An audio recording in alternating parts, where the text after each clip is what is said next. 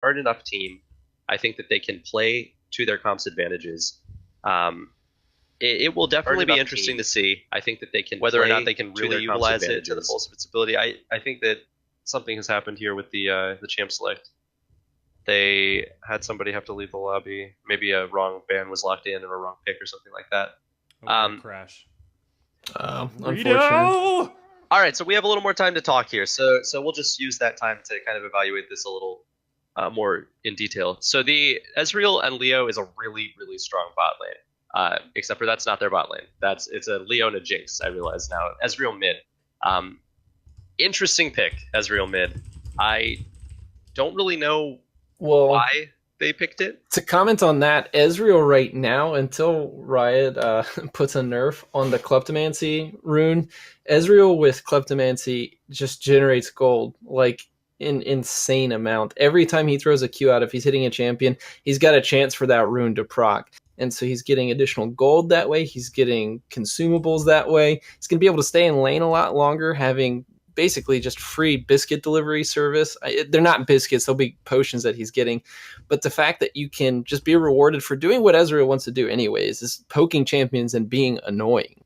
Now, the question there, though, is going to be, is he going to recognize that that is the thing that he's trying to do? Or is he going to fall into the trap of the Anivia passive existing? Because I think that the Anivia pick is a very, very smart and obviously conservative one coming out of Gurg. His playstyle does not normally cater toward a champion that is built to sustain and wave clear.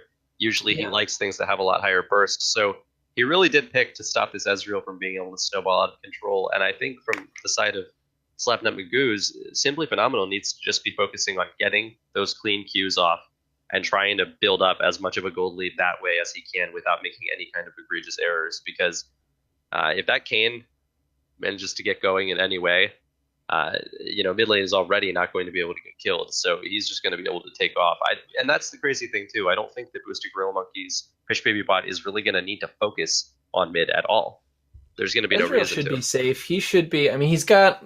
You really just have to be careful level 1 about anything. Level 2, you can take the Arcane Shift. It's a free flash every couple of seconds. It's not too short of a cooldown early on, but 10 seconds, something like that. You can play around that. The big concern I see, though, is that because they were so concerned about banning the Zoe, the Maokai, and the Misfortune, they're letting BGM grab that Shin comfort pick. And Shin made a lot of plays for BGM up in that top lane. Jimmy is good at watching the map.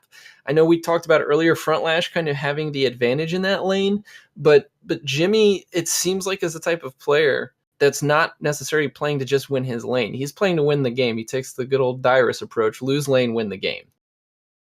Yeah, I think Jimmy is benefiting a lot from the fact that he can trust his laners. He can trust his laners to help back him up. He knows that sometimes maybe he goes in a little too early, but his team has his back, and they're going to set him up in the best possible way. And the Shen pick is a really, really good one for the style that he showcased last game. Much better, actually, I would say. Because now, instead of Jimmy having to be the one to run in face first and engage a fight and possibly not use the stopwatch that I hope he doesn't take on Shen, he has the opportunity to ult into a fight reactively or proactively. They could plan for them to take an engage to trick them and then have the Shen come in. It offers a lot more to them. I think that Boosted Gorilla Monkey's comp is smart, but I do think that if played well, Slapnut Magoos have a really good chance to do something that they couldn't have done with their last comp this game. Yeah, Slapnut, they actually have what we were talking about earlier. It seems like they have a pretty good idea of what their team comp is, and it's a very poke-heavy team comp. Ezreal's going to be getting consistent damage out. Jinx, very good at sitting back, getting damage out, or committing to the fight quickly when she needs to. And Gnar, great at kiting, great at getting poke out, and again, turning that switch on when they need to. They have a lot of great engage with a Cho'Gath that we've seen what Cho'Gath can do. I mean, even with some of the adjustments that have happened recently, you get Cho'Gath stacked up, and he has the ability to threaten just a 100% deletion of some of their backline champions. I wonder if they're actually going to trade here. It could very well be Ezreal jungle. He's taken off. He's very strong in the jungle. He has a lot of consistent damage. Guy Fieri I have not seen play Ezreal jungle. I have seen him play Cho'Gath jungle though, so I'm really confused. Is this intentional? I think this is intentional. I think they mean to lock the Shogoth middle. They'll have Ezreal trying to apply some of that gank pressure. Realistically, if it comes down to a fight with Ezreal and Kayn in the jungle as well, as long as Guy doesn't misplay this, I don't see how Kayn can beat him before he gets to level 6. No, what? Wow.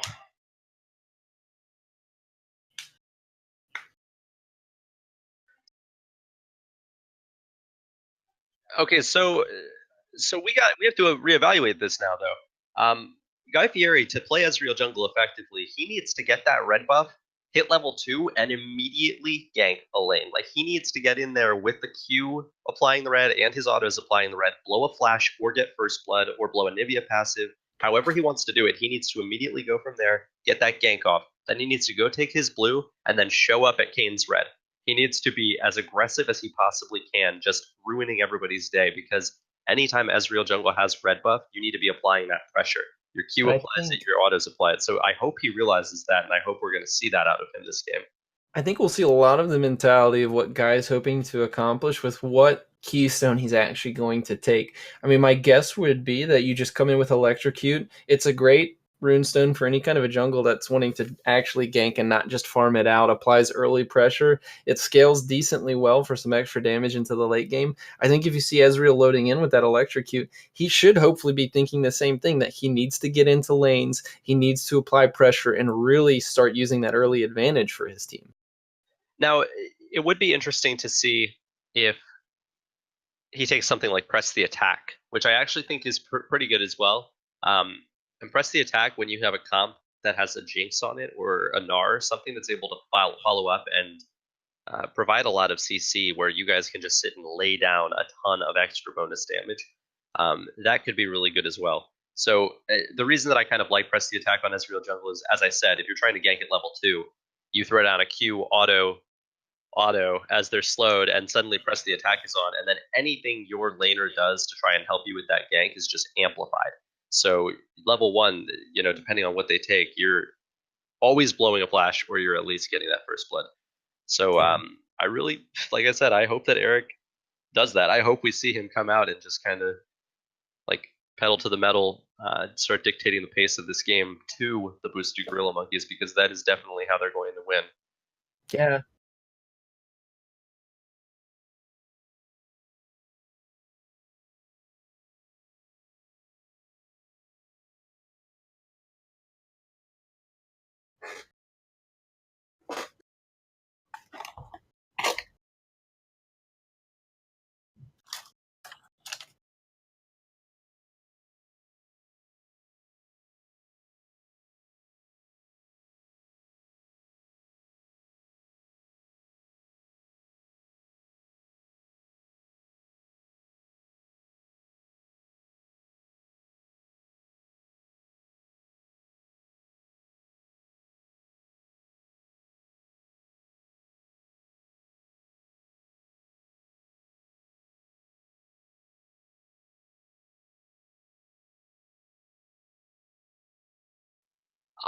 He is taking Press the Attack Ezreal, so I am actually going to go with Slapnet Magoo's right now. I want to see Eric show out on this Ezreal and start dictating the pace to boosted Gorilla Monkeys. If he can set off his team early game to get a nice mid game lead, then that Cho'Gath, that Gnar, and that Jinx are going to become massive. He's going to put them in a huge, huge swing advantage point.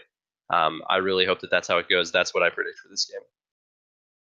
Yeah, on kind of the same foot, I'm going to be looking at Press the Attack, but what I'm a little bit more worried about is we've got Press the Attack on Gnar, so going to be going for a lot of damage. Gnar's got the ability to put damage out on his own anyways. I'd be a lot more comfortable seeing Gnar taking one of the tank masteries, help with that sustain a little bit, help him to be the front line that he needs to be. So I'm actually a little bit nervous. I'm going to give it to BGM on this one. I think that they're going to be able to close out another clean 2-0 week. Now, Kayn does start Raptors normally, so that's probably what we're going to see out of him here.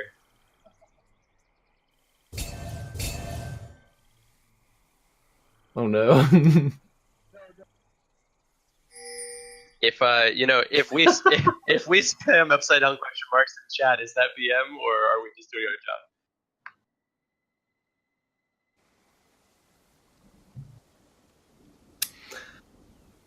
This will be interesting to see how. Again, I want to see what the first couple of rotations come through as. Fish Baby, Kane has arguably one of the weaker early jungles. That's going to be his weakest point in the game. He does not have a strong clear. He does need a little bit of help.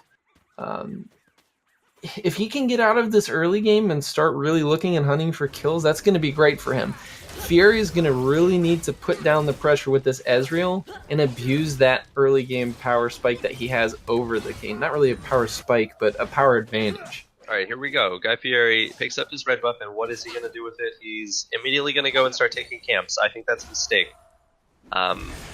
Every second that red buff's up is time that he could be ganking somebody. But if he catches this Kane here... Nope. He, unfortunately, goes over. So Kane may be having a little bit of a surprise. Oh, no. Wow.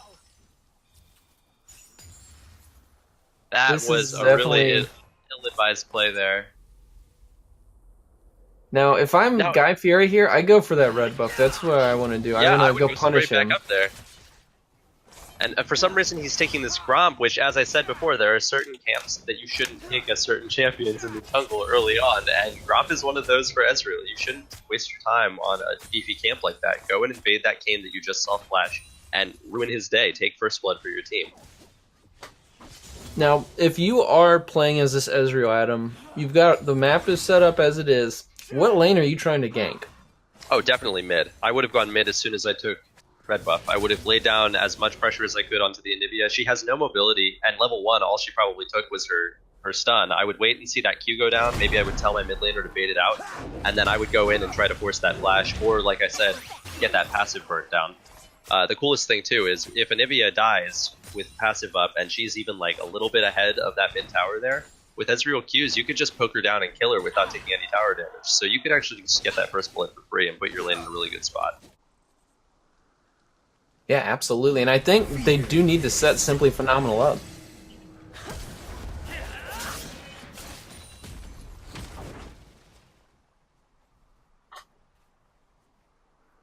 A lot of pressure, though.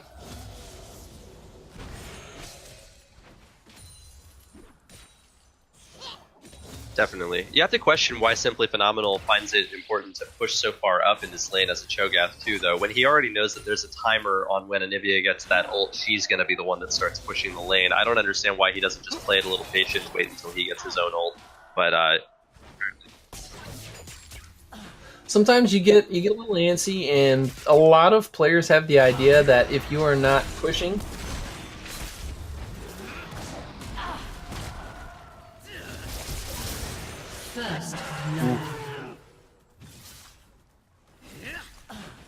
yeah, and that's what I meant there. When he has to use his flash because he already pushed up too far, why would you go right back and do the same thing again? You know, shouldn't your inclination be to think about that?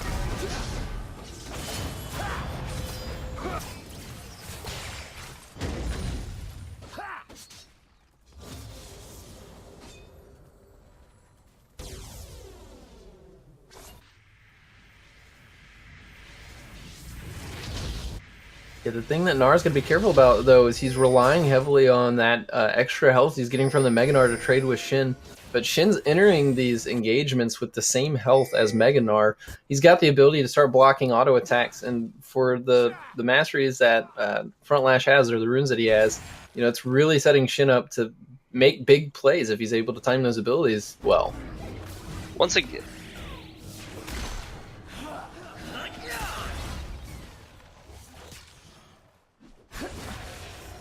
Once again, we're seeing a... Oh, go ahead. Oh, yeah, I think mid lane is going to turn into the curse of Simply Phenomenal, pushing up too much and having phenomenal ganks thrown at him. Like you said, he's kind of just stuck in this loop. Push forward, try to exhibit pressure. I need to be better than this Anivia. I need to perform for my team. Sometimes you don't need to do that. If you're playing as this Cho'Gath who's going to stack up and become a late game monster just by existing, you don't need to be putting forth that much pressure. Anivia is not going to be blowing up your backline carries. She's going to be positioning and trying to control the fight just as well. The big difference there is Anivia has to hit multiple abilities for her to have a huge damage threat. All you have to do with that Cho'Gath is hit one good feast, and that's going to make a huge impact. So he needs to be more careful about these Kayn ganks. I wouldn't be surprised to see Kayn come back up and gank right now, like it looks like it's about to happen.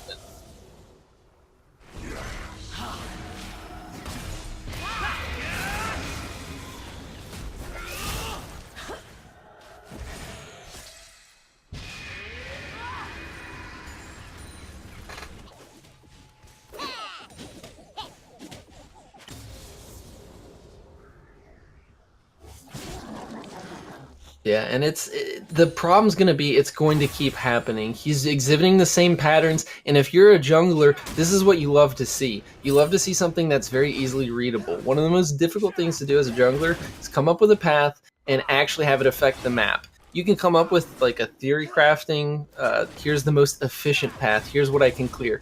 But if your efficient path leaves you taking out the Gromp top lane, and your bottom lane is struggling and needs pressure, it's no longer an efficient path. It's actually putting your team behind. So this Kayn is able to get farm. You see he's keeping up with this Ezreal, who is a strong damage-dealing early-game jungler. He's keeping up the farm. He's applying pressure for this middle lane. And we see Fish Baby, again, just really carrying his team through the early game.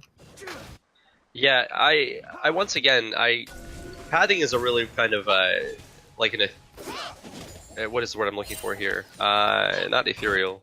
Like, maybe that would work. I don't know. It's basically, it's a difficult concept. It's something that high elo players still struggle with. I struggle with it. It's literally the concept of like not clearing stuff that you can clear because it might be smarter for you to have something to do on that side of the map later. Like literally, it's just using your time as efficiently as possible, and that means sometimes don't take those raptors because there's going to be a point where you're going to want to path down bot. And then you want to have some type of experience you can be gaining as you're going that direction. Yeah, so, absolutely. So if he's not focusing on that... He's looking like he's in a little bit of trouble here. This is disastrous.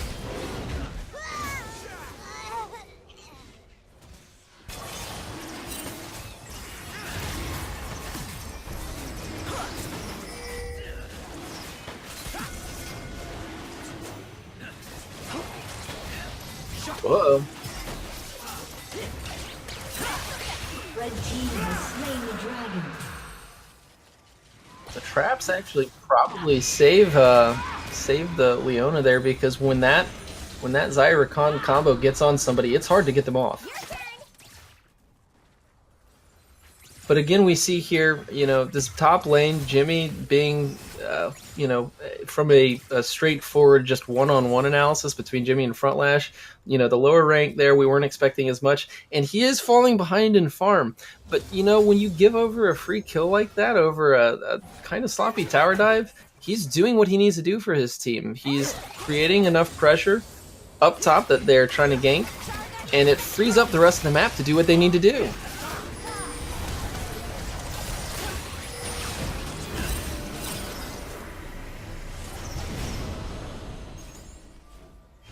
Yeah, and you know what? I actually want to kind of highlight Jimmy here for a second. Last split, Jimmy was considered one of the lowest tier top laners in split, both on rank and just his KDA and the play that he was putting out in general. His team still made it to the finals, but he was not the keystone of that team per se. But this split, he has totally turned it around. The play top lane there, the play bot lane before, 2 games in a row where people 2-man dive a guy and he comes out with a kill and lives. Is phenomenal, you know, like that's just what it is. He's playing phenomenally. He's playing well above his tier position, and for how late in the draft he got selected, I think there are a lot of people that are probably kicking themselves looking at how much of a value this guy ended up being. Yeah, absolutely. And I mean, as we can see here, yeah, the farm is at a deficit, but I mean, we've seen last game there were people who got a lot of farm. Some of these people were fairly large in the amount of damage they could do or in the tankiness they had, Jimmy actually being one of them on the Maokai. If you overextend, it doesn't work. If you're with the team, then that's fine. So it's not just getting the farm, it's what you do with it.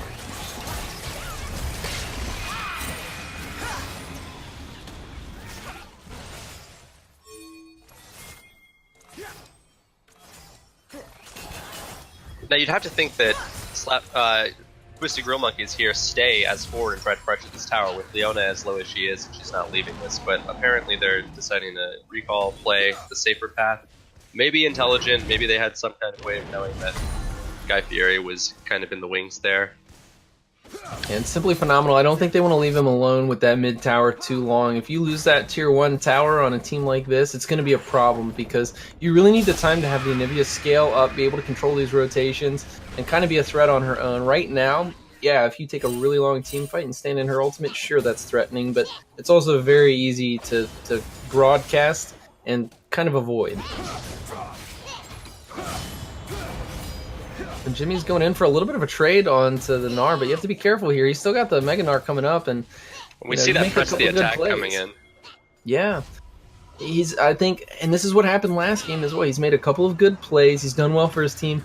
And that confidence has boosted to the point where now he thinks he can trade with this Gnar. He doesn't need to trade with the Gnar. He needs to just focus on keeping that lane alive, taking the CS he can. And like you said, Gnar has pressed the attack. He wants to trade. He wants to get out damage. Don't give him the opportunity.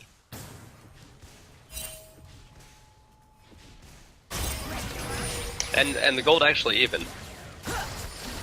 Yeah, that's the tricky thing. It looks like you're gonna catch that Rakan, but it's so much range that he has when you have Xayah in the game to just be able to jump out, and that is one of the scariest things. I mean, Rakan coming up on middle game and late game, he's going to be able to come out of nowhere and start these fights. And you can tell how respectful the Boosted Girl Monkeys are being of Slapnut Magoo's here, because although they did end up taking a pretty decisive victory last game, they are all playing very patiently right now. Everybody knows that this could go to a 1-1 just as easily as it couldn't, so I admire the way that they're playing slow. I think that if we're being realistic, the next major objective that's going to cause a swing is this dragon.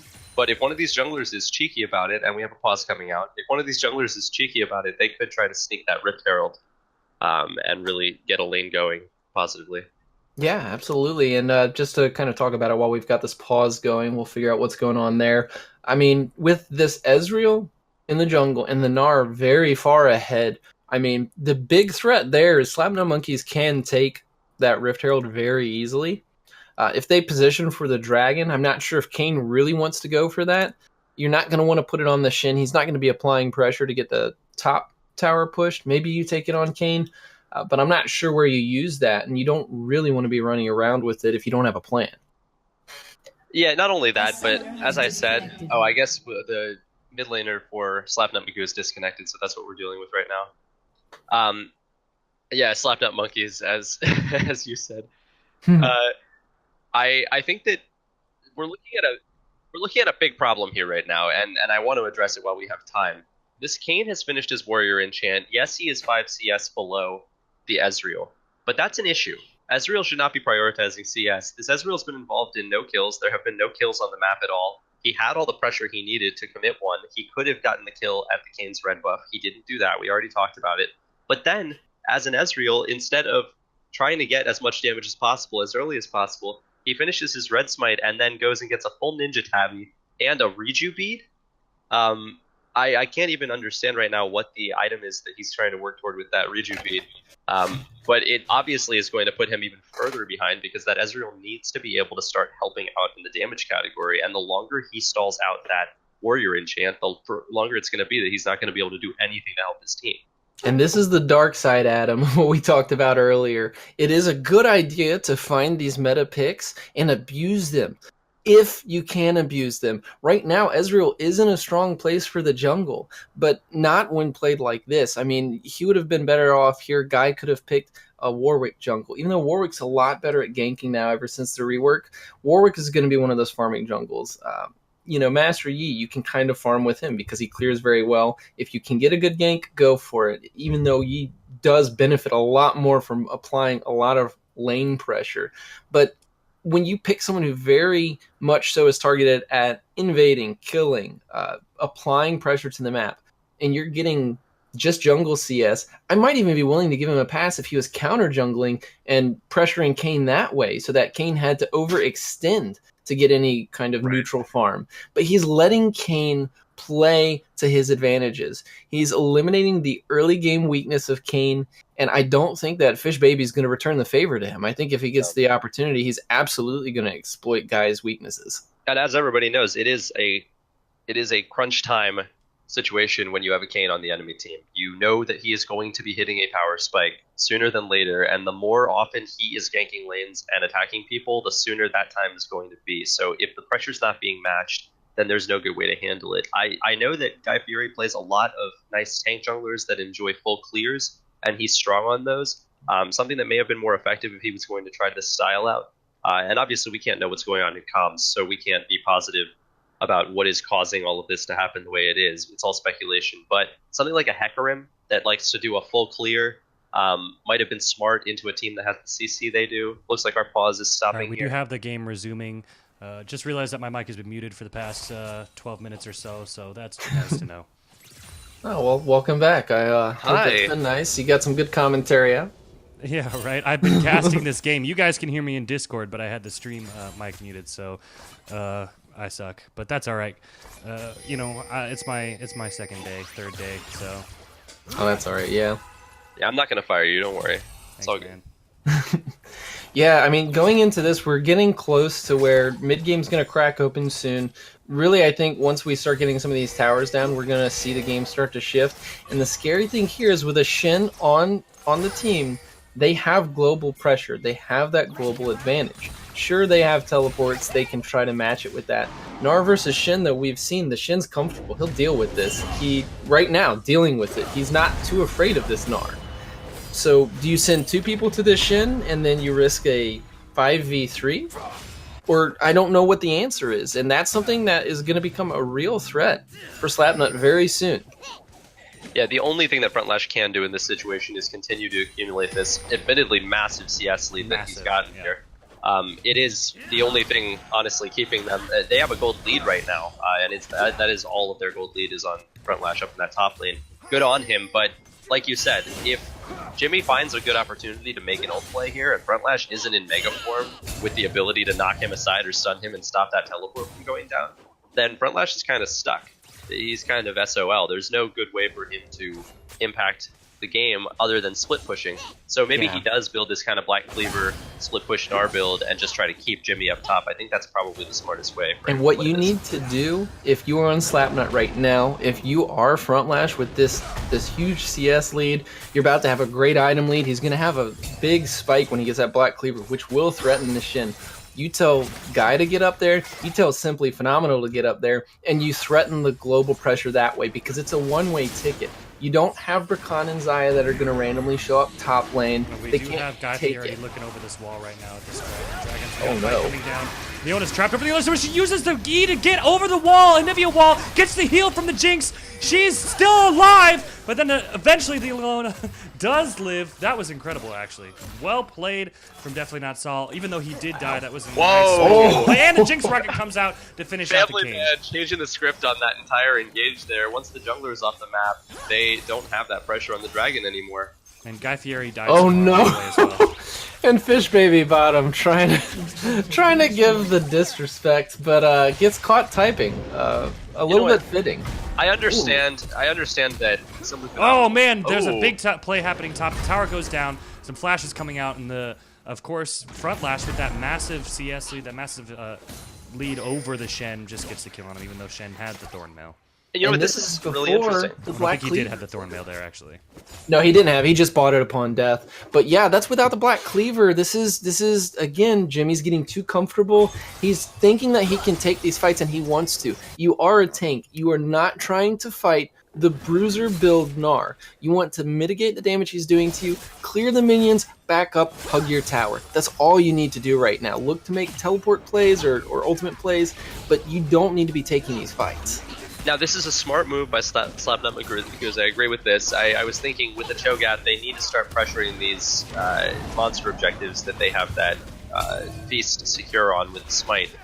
And they almost missed it there. That was a little stressful for me, but still, they managed to get it. If I'm Jimmy in this situation, what I'm saying to my team right now is, guys, set me up with an opportunity to ult to one of you. I need to get out of this lane in an advantageous way. I need to get some assists under my belt. I need to be in a position where we can be pushing towers and I can start accumulating some gold of my own. That Thorn Mail is helpful, and yeah, he can just sit up there all day and try to just counter the Gnar. But what he eventually needs to do is set up a situation that the Gnar has to respond to. Rakan in trouble. Drops under the bush, stuns up the Rakan. Rakan jumps in, dives onto the Jinx. Jinx has to flash out. We got another Leona ult coming out. Jinx trying to get the fight, but Kane dives in, gets the Jinx. Now Leona's left alone with Shen coming in for the assist. He tries to taunt, but he misses, and Leona does fall. And like clockwork, just as I said it, apparently Jimmy found What his is happening? opportunity We have a to ult teleport happening from the Anivia. Cancels that wisely. I think that was probably a misclick. Maybe hopefully a misclick or BM, but Yikes. I hope that Greg wouldn't be throwing the BM this early in the game, but we never know with Oh, we do have Cho'Gath just getting caught out completely. Wants to probably get in and steal, but he's out. Nope, simply phenomenal. Even though he's pretty big, just gets. He looks a little bit lost. I think he thought that this was the friendly side of the jungle, and it absolutely was not.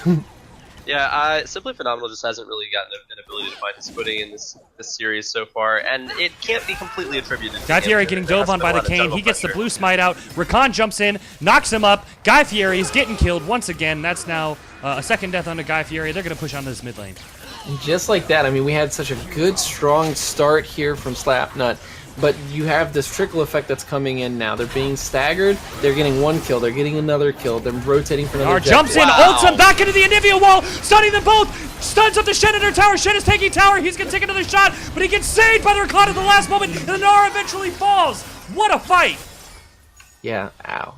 That is painful. That is that Anivia wall you just used the section off seems like it's not helping you anymore. But they still manage to get out clean. They don't lose anybody. And this is the strength here. I think Slapnut, they're feeling the pressure. And again, you're seeing a very reactive game from them. If Nar knew that that was going to be a potential play, and again, we don't know what comms are right now, he needs to try to communicate that, hey guys, hold out. I'm coming and I'm Mega Nar. Make big plays then. But nobody's in a position to follow up on that. The only damage that's coming out is from Nar.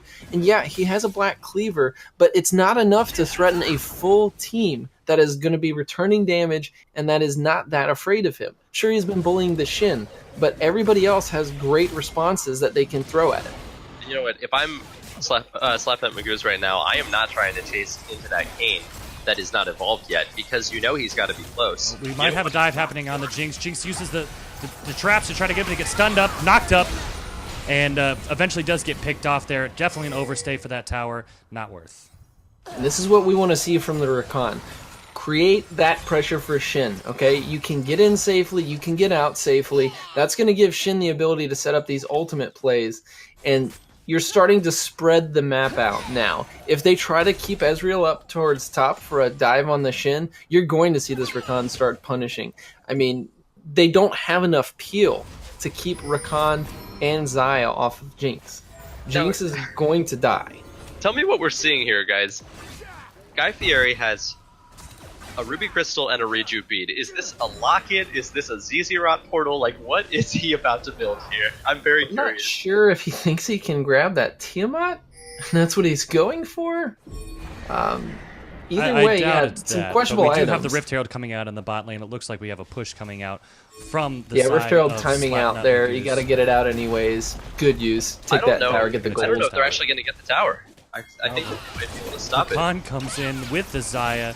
They're trying to get this Rift Herald before it's able to do enough damage, and they are not able to get the tower with the Rift Herald. In fact, Leona's getting walled off, possibly stunned out by the Anivia. Traps coming out. Yep, and that's the Leona. They're going to keep going on this, possibly. The Ezreal with the double buffs just coming, laying some poke down, trying to slow people up. They kind of got caught with their hands in the cookie jar there. I mean, they threw out the Herald. They were going for that power play, and then they hesitated. You saw that not all of them were up on that tower as immediately as they could have been because they Kane were goes over the wall. game. He's going to try to dive onto the Ezreal, and he's going to get out. Oh, no. But the Ezreal does get stunned up and just deleted by Gurg. Now, Kane does opt for the Shadow Assassin here. I don't actually mind it this game. With the lead that they've accumulated here, the Shadow Assassin form is going to give them something on this comp that they don't currently have, which is a true diver. They're going to have something now that's going to be able to threaten that Jinx in a way that she was not threatened before, and threaten Guy Fieri every single time that they go in. I believe we're starting to see a Trinity Force from Guy Fieri. We have the Leona going in on them, the Redemption coming down. We're going to get the heal out, but definitely not Sol overextending big time and getting killed again. Okay, so Guy Fieri built a Reju bead because he probably backed and didn't have enough gold for something else, and he wanted to have some extra sustain in the jungle. I don't agree with the choice, but I like it way more than whatever item Reju bead could have built into. So. Yeah, now the scary thing here, you need to stop the bleeding if you are on Slapnut right now.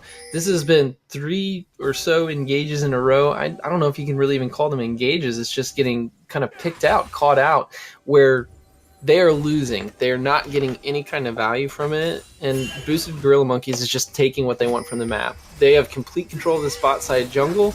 They look like they're about to take this bottom tier 2 turret, and it doesn't look like they have a response on Slapnut yet. They're just, again, playing reactively and trying to play into BGM's game. Now, on the side of BGM, I believe the Shen does have his ult up. So even though he's up here getting a split push and possibly putting pressure on this tower, get himself a little more CS to get some items, he's going to be able to join any fight that Slapnut Magoose takes. And honestly, they're kind of in a holding pattern right now. Slapnut Magoose has nothing that they can do other than just defend and try to match the map movement of Boosted Gorilla Monkeys, and that's a position that you never, ever want to be in. Well, but I mean, that's all they can do, but that's sort of their only hope. I mean, they have these big tanks, the Gnar, the Cho'Gath, the Leona eventually will get really tanky as well. And you have the Hyper Carry and the Jinx, and the Ezreal, despite being really behind right now, eventually, theoretically, will get some items and become a threat. But, you know, that's a matter of time. And right now, that waiting game is slowly, as they make these mistakes and get caught out, it's going to be trouble for them. Yeah, and I want to highlight really quickly something that's kind of crazy. The mid lane gold deficit is 3k. The ADC gold deficit is 3k, the support gold deficit is 2k, all in favor of BGM. So all of that gold lead right now is actually on the mid laner ADC and support of BGM, and that is pretty crazy. Both of them, you know, 5-0-6, Ocean Drake. A third Ocean Drake going over to BGM, and that's really bad when you have a split pushing Shin who's just going to be trying to siege on his own. That's going to make it very safe. We have a dive coming in on the Cho'Gath, who's forced to flash over the Anivia wall. Yeah, like you were saying with that, the third Ocean Drake, the Anivia, I mean, that's unlimited ults for the Anivia, especially with blue buff. Oh yeah, I mean, and they're set up. We're going to see likely now they're going to stay in bottom lane. They're going to keep this 4-1 split push combo. Shin can go middle, he can go towards top, he can really go wherever he wants. Got Fury ulting there to try and get a couple of small Krugs, I think. Gets decent damage out, though, on the Kayn. He does. So, I mean, that just goes to show you, and we still have the Cho'Gath here, you know, and if they can get a knock, if they can get those picks, they do have delete potential on several members still of BGM, but if they're all grouped up like this, it's going to be really difficult for them. Yeah, what we need to see here is definitely not Sal making some engages with Leona. Nobody else on that team is going to make that engage for them. The Gnar could try to as he starts to Gnar out, but really we do get the knock up onto the Xayah. Cho'Gath silences her so she can't ult. We get the stun coming out. The Shen ults. Leona ults onto the Xayah once again as well, but she ults to get the invulnerability. We got the Gnar coming out. Mega Gnar ult coming out, knocking out 3 members. We have another fight happening. Shen's getting stunned up here, and they're going to keep going here. Shen is silenced up. Anivia is doing his best to wave clear, and they're going to flash forward and stun the Anivia on the tower and then retreat. I think that Slapnut Magoose needs to back out here. The Kayn's getting ready to come. They got a lot. They got a lot from that. What a play, though, from Frontlash, doing his best to try to carry this team on his Mega Gnar. And that's huge Gnar ult there. They have to set him up. They need to let this Frontlash carry. He's got that CS advantage. He is threatening when in the right circumstances, and we just saw the right circumstances come forward. They just need to keep setting him up for those plays. They may not kill everybody, but it's all about breaking the momentum right now. We see the gold lead. It's a pretty sizable gold lead right now. They need to stop that. They need to come back a little bit, scale up on this Cho'Gath. He needs to get, hopefully a stone plate is really what we want to see, so that he's able to get some of those just really big ultimates off. I'm surprised I don't see him working towards that already. Is he building a Zonia's right now? I'm not sure. It's probably just, I think he had the trinket from early game as well. I wasn't paying attention. He took insight on Cho'Gath? That's very strange. You know what, though? Zonia's isn't necessarily a bad pick on the Cho'Gath. You know, Cho'Gath likes the damage. He likes the, you know, being in the front lines too. So if you have that extra bit of invulnerability, it's not a terrible pick. But I think it might be. I think you might be right. I think it might be from the runes. Somebody in the chat says Hyper already died once, so he's guaranteed immortal for the rest of the game. Yeah, and we're gonna see in these next team fights, I mean, what they end up trying to do with the positioning. Oh, Mega Gnar coming in again. Coming out once again. Misses the ult though. Xayah going invulnerable to dodge it. Leona's getting in there. They're going to try to dive onto the Xayah, who doesn't have the ult anymore. They do get the kill on her, and they're going to keep going on the Rakan. Rakan is forced to flash out. That's another kill for them. They're trying to turn this around, but they are so low. Gurg just over there, just nuking them down with the Anivia. That's a double knockup on the Rakan. He gets feasted out by the Cho'Gath, but they're getting a kill. Once again to the Kane. That's 3 members down on the side of BGM. The Cho'Gath gets knocked up as well, but that's a kill now onto Family Man, and definitely not Sal. Guy Fieri's coming in on the back line with the double buffs. Where was he that whole fight? Getting the poke down on the Anivia. If he turns around and gets stunned by the Anivia, he's in big trouble.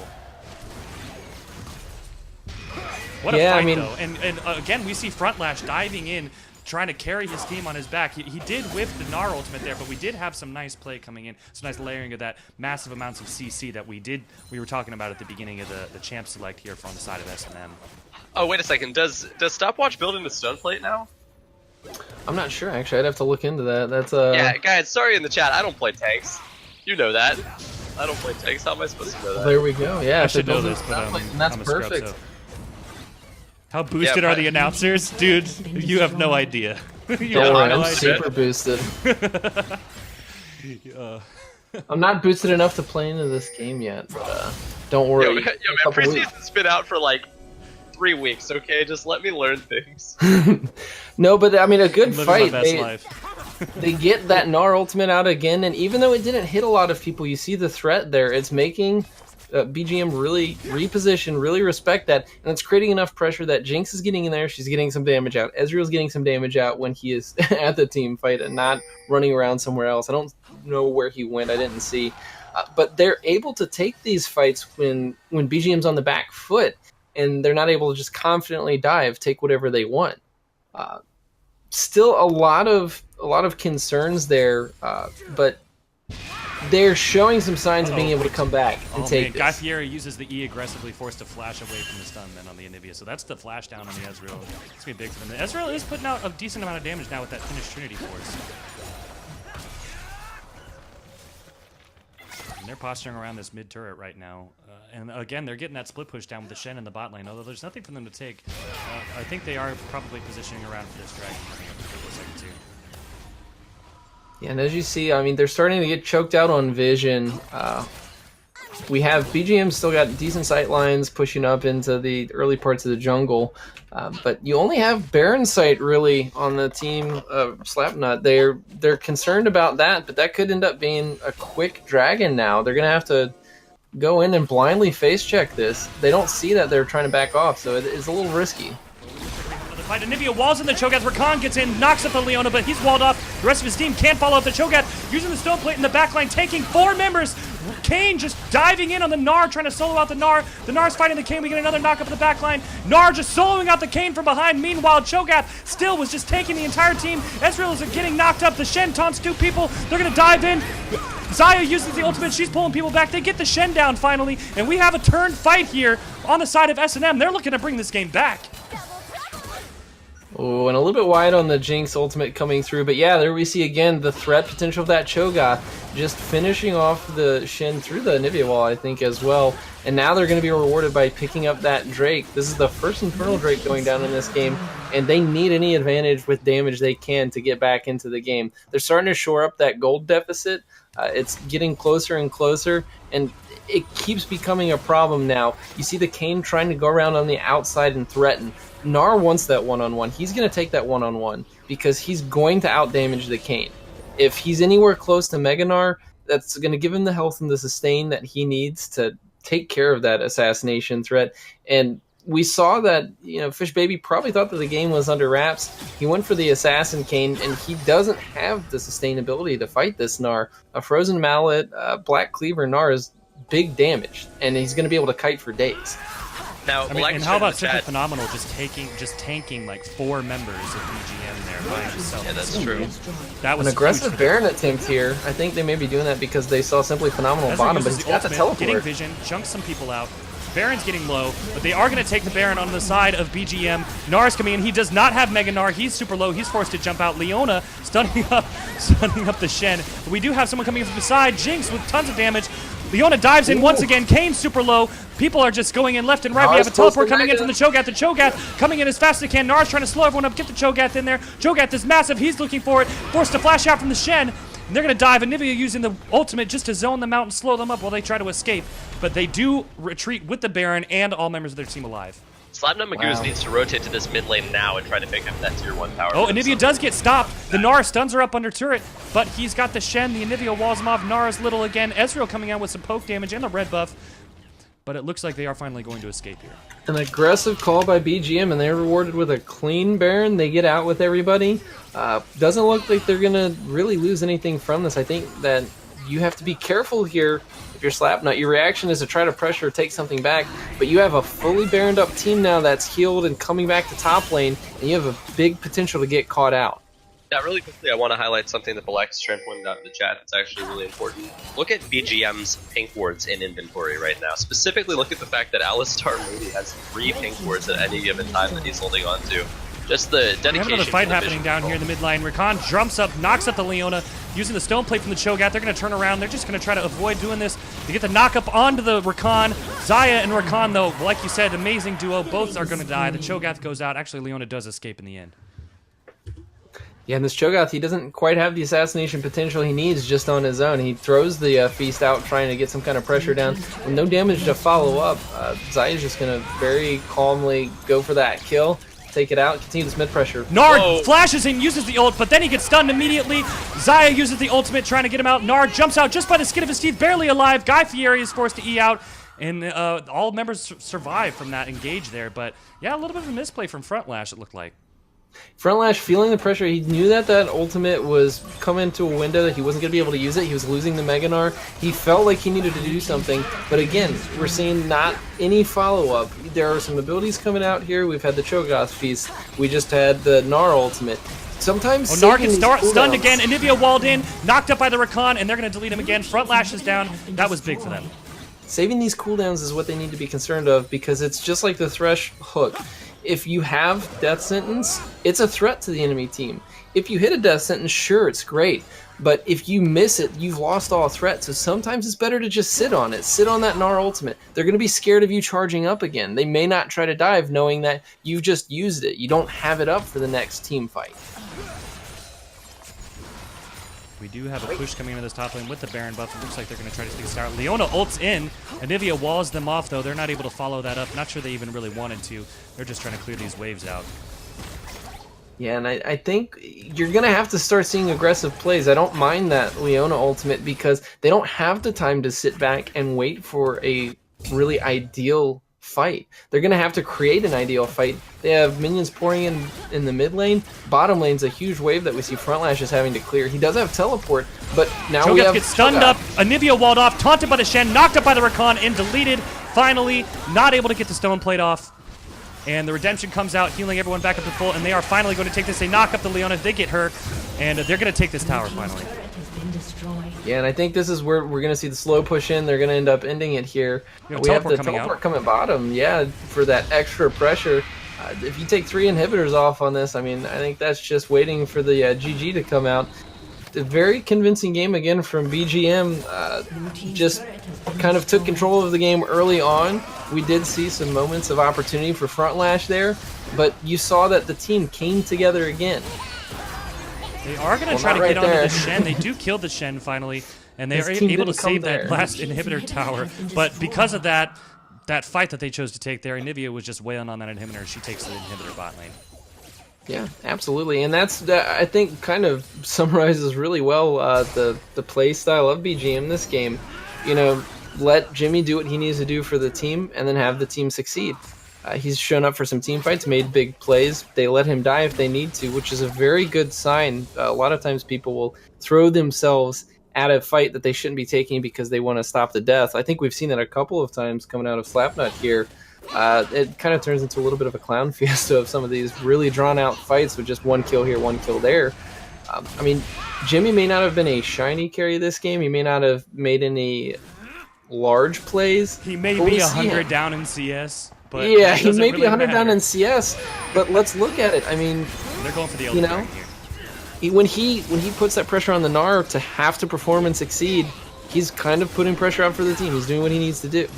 Looks like we could see Oh, they're going to disengage this Elder Dragon right here. They're not really sure they want to take a fight here. Interesting amount of respect that they're showing, though, because they are so far ahead right now. I'm not sure they realize exactly how far ahead they are. Really. Well, maybe that feast. I mean, they've got it low, and they didn't have any pressure on the Cho'Gath. If you risk that Ezreal and Cho'Gath coming in at the same time, you can't really contest that Smite Secure ability that they have. Well, with the Xayah feathers, though, you could and actually Gnar charging up his ultimate on the Dragon. Then Dragon is finally going to reset here just a little bit, regaining some health. It's now You have minions pouring in mid lane, though. Anivia, though, just deleting this Dragon here, getting it really, really low.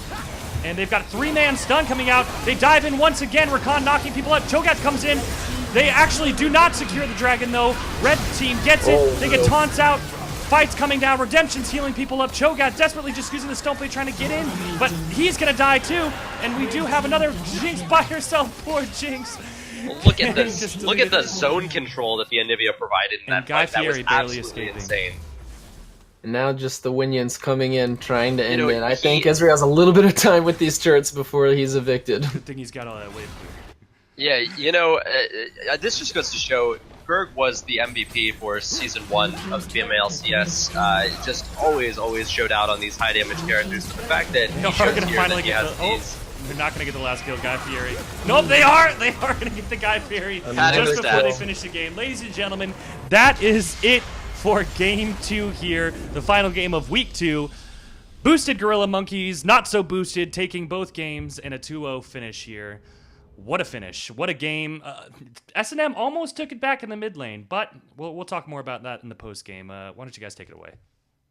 Yeah, absolutely. I mean, Adam, what are your thoughts coming out of that? I mean, we talked about what both teams wanted to look for to succeed. I mean, how do you think it played out? What were your big highlights of these games? I think I'm not going to put it all on this, but when you pick a champion that is so geared toward early game pressure as that Ezreal jungle is, and you don't apply that pressure, you are shooting yourself in the foot a little bit. And that, I think, is what kind of happened in that early game. Simply Phenomenal was not able to get enough help against the Anivia during the stage of the game that the Anivia was the most vulnerable, which is before she gets her ult. Before she gets that ult, you have a chance to get in there, use that Cho'Gath's ability to get silences down, get knock up, and really set up solid plays, invade the jungle, do everything that you can to just get your team rolling. And with the lead that Frontlash had up top, even though he was shoving that lane in, the fact that Guy Fieri wasn't able to make time to get to top lane to try and get himself and Frontlash even further ahead really ended up creating a really negative situation for the Slapnut Magoos. And I think that as they watch it back, they're going to realize that if you draft a comp that is geared toward one champion enabling all of your other champions, and that champion is denied being able to do that, then your comp kind of falls apart. They did stall out a very long time. 38 minutes is great. They let their champions get to their late game items for the most part. But I think we saw as the game went on, and I don't have the damage charts to know for a fact what all was happening there, but I would assume that the Ezreal jungle didn't dish out nearly as much damage as almost any other champion in the game. So we'll have to see that to verify. But it is a very feast or famine champion, and I think it was a risky call to pick for Guy Fieri there. A risky call, and if you're going to go for that, the problem becomes, I don't remember exactly what the pick order was. Go back here. Anivia came pretty late in the second phase of that pick order, so you can't exactly blame them for not picking around that. But no real big wave clear on SNM. It's kind of a worry as you're setting up for... The Gnar was one of the last picks. I assume they picked that to try to let that top lane become a snowball advantage. If you know that you're going to be trying to snowball, deal with that split push pressure. Again, when you have global ultimates, global abilities, or even just teleports, the way that you get rid of their power is you take away the map from them. Don't let Shin sit there, split push top, try to take a 5v4, and then let him show up. You need to put that pressure down, have the Ezreal come up and gank him, go for that 2-on-1 dive. Even have Cho'Gath come up, go for that dive if you need to. But they never really punished that. They got a substantial lead onto the Gnar. He wasn't able to get into team fights to showcase that lead, and they never tried to punish the Shin. So where was all of this power really being used? Yeah, I think it just was like a tale of two comps, basically. Like that's what it came down to. Boosted Gorilla Monkeys, their second game, their comp was a little more evenly matched against Slapnut Magoos. I think that there was a way for it to go either direction. And as the game got later on, obviously the Shadow Assassin Kane became less and less impactful as it does. And I know that they were hoping that they were going to be able to end that game probably a lot sooner once they picked that. There were some moments there that I was like, wow, maybe if he was in Darken form, he would have had an easier time going up against things like that Cho'Gath, or in that exchange where it was the 1v1 front lash versus him, the Gnar versus the Kane. But obviously the comp ended up working out, and Gerg just obviously playing supremely. 7-0 and 14 KDA, really disciplined, utilizing the Anivia to the best of its ability, zoning things off, creating perfect walls for every team fight. It was just really masterful play by him. Yeah, absolutely. Even with the threat of a Gnar, creating that extra terrain was not that big of a concern because they were able to keep the damage there, keep it consistent. Xayah and Rakan kind of in just autonomous bottom lane. They don't need any additional peel. They're able to function together, keep each other alive, and then it's just really between Anivia, Kane, and Shin to control the rest of the fight. We saw a lot of times where those walls were coming out pretty large. They're cutting off members of the team. Even the Cho'Gath, they didn't care who they were picking. I mean, we saw Cho'Gath get blown up pretty quickly, even with a stone plate. When you have the ability to solo out a tank like that, and you say, we'll take our pick, it doesn't matter. If we pick someone, they're going down, that's a threat that you don't have a response to, aside from avoiding them.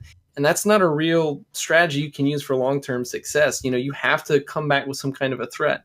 We did see that where when we had the Shadow Assassin, Kane going in, trying to pressure, Gnar punished him. He told him to back up a little bit, and they had to. They had to take a step back, reassess, and then what they did is they just fought as a team. They didn't take those splintered fights, and they were able to shore up that minor weakness of their team comp. Absolutely. Now, it looks like this poll is pretty resoundingly saying that Gerg7 is our Game 2 MVP. So we have Fish Baby Bot as our Game 1 MVP and Gerg7 as our Game 2 MVP. If we could get Gerg, and if Frontlash would like to as well, and Fish Baby Bot into the Player of the Game interviews, that would be awesome, so that we can get some nice information from these guys about what went down. Yeah, absolutely. It'll be good to see it from their perspective, too. Like we brought up a couple times, the comms can play a big part of what's going on in these games.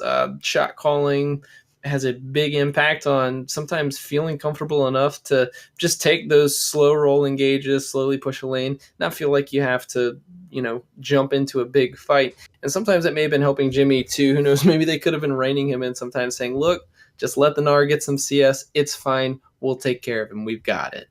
Yeah, very clearly he was able to lean on his team there. A really, really strong performance from Boosted Gorilla Monkeys. I think obviously the shot calling there was very concise, and they handled everything the way they needed to. Yeah, absolutely. I'm still just slightly disappointed. I would have liked to see the Kleptomancy Ezreal just getting a lot of the consumables, abusing that kind of early game strength. You can do it with a Gangplank as well, just with parlay and continuously punishing people with damage as well as getting sustained for yourself. Two of the big champions right now that can abuse the Kleptomancy very, very well. Yeah, I actually don't disagree with his choice of rune for the jungle, though. Kleptomancy Ezreal is not good in the jungle because you have to be able to proc the auto attacks to get that to get the items off. He would only be able to get those off of ganks. I do agree with the attacker electrocute. So yeah, sorry, I should have specified for jungle. That's perfectly fine. I think that the Ezreal jungle phase came through before these new runes, and it was perfectly fine. But with the new runes, you have to keep in mind that the strength of the Ezreal was he had a lot of wave clear, or not wave clear, a lot of jungle clear. He had consistent damage on camps early, and he could abuse that. The meta's completely shifted. We have a lot squishier champions. People aren't able to take those early game runes for just flat armor, flat magic resist, or flat health, and it's making the games really snowball out of control very quickly if you're not careful. You can get a lot more of these early kills, which if Ezreal would have gotten for some ganks would have been perfect. But no, for like a bottom lane Ezreal, that Kleptomancy, I just think that is going to be a stronger pick for the Ezreal right now over the jungle Ezreal. I think that time's kind of come and passed, and it was a great meta pick, but with these new runes, you're going to start to see a lot of shifts in the meta. one that I'm kind of a fan of, as we're just kind of buying time, unless anyone else has another point they need to jump in on. No, go ahead. Sorry, I'm just trying to organize this. Yeah, that's fine. I just want to make sure. I mean, Warwick being able to take the Predator, he's going to benefit anyways. He's already insanely fast. Being able to ult from insane distances away, coming in on ganks, I think he could come out as a real big power pick. Yeah, it definitely could. I think we're gonna just go ahead and start without. We're still waiting on. Oh, No, we have all. Fishy baby bot went to beds. Oh, okay. So I guess he's a baby. So I guess he had to his sleep time. So you carry that hard, you're gonna have to get some rest. Yeah. Yeah. Let's see if so we we're can gonna get we're gonna the... jump over into the player of the game interview here. But ladies and gentlemen, I'm gonna go ahead and stop the stream so we can get the VOD out, and then we'll take the post game interview and we'll make that into a separate video. But thank you so much for joining us for that was the final game of week 2, and that we just finished game 2. We had BGM going 2-0 versus SNM. So thank you guys so much for joining us. We'll be back in about 10 seconds.